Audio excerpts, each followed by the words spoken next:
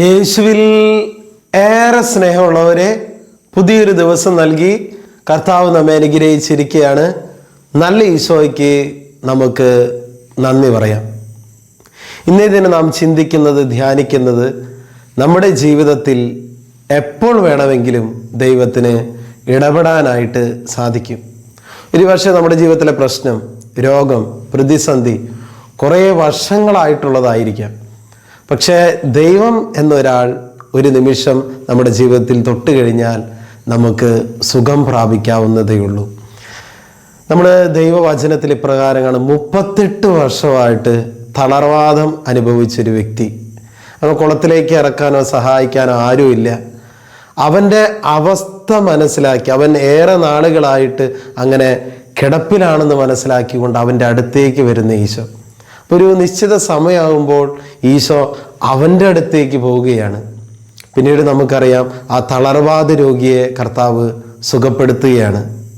കുറച്ച് വർഷങ്ങളൊന്നല്ല, 38 വർഷങ്ങൾ, നീണ്ട 38 വർഷങ്ങൾ അവൻ തളർന്ന് കിടപ്പാണ്.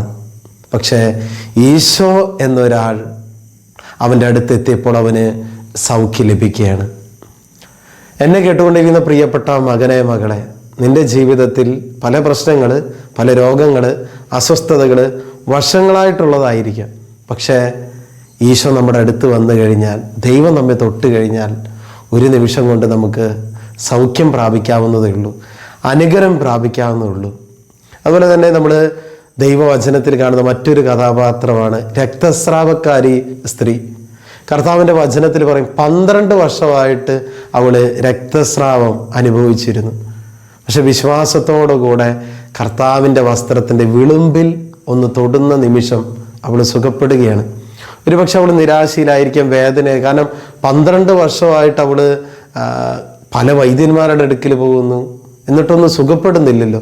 നിരാശയും ദുഃഖവും എല്ലാം ഉണ്ടായിരിക്കാം.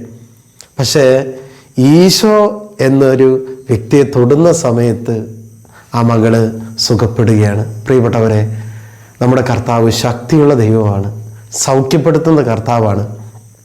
നിന്റെ ജീവിതത്തിലെ പ്രശ്നം എന്തും ആയിക്കൊള്ളട്ടെ, വർഷങ്ങളായിട്ടുള്ളതായിരിക്കാം, കുറേ കാലത്തെ കാത്തിരിപ്പിനൊക്കെ ശേഷം നീ പ്രാർത്ഥിക്കുകയായിരിക്കും. ഒരുപക്ഷെ നിരാശ, കുറ്റബോധം, സങ്കടമൊക്കെ നിന്റെ മനസ്സിലുണ്ടായിരിക്കാം. പക്ഷേ ദൈവം എന്നൊരാൾ നിന്നെ തൊട്ട് കഴിഞ്ഞാൽ നീ സുഖപ്പെടും. അതുകൊണ്ട് നിരാശപ്പെടാതെ കർത്താവിൻ്റെ സ്പർശനത്തിന് വേണ്ടി നമുക്ക് കാത്തിരിക്കാം. ഈശോ നമ്മളെല്ലാവരെയും അനുഗ്രഹിക്കട്ടെ. കൃപയ്ക്ക് വേണ്ടി പ്രാർത്ഥിക്കുക. നല്ല ഈശോ, ഈ സന്ദേശം കേട്ടുകൊണ്ടിരിക്കുന്ന ഓരോ മക്കളെയും ആശീർവദിച്ച് അനുഗ്രഹിക്കണമേ എന്ന് പ്രാർത്ഥിക്കുന്നു. തളർവാദ രോഗിയെ സുഖപ്പെടുത്തിയ കർത്താവേ, ഞങ്ങളുടെ ജീവിതത്തിൽ ഒത്തിരി തളർച്ചകളുണ്ട്, അസ്വസ്ഥതകളുണ്ട്.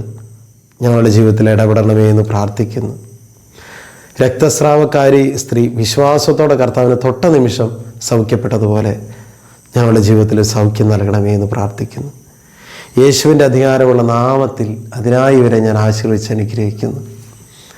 ഇപ്പോഴും എപ്പോഴും എന്നേക്കും. ആമേൻ.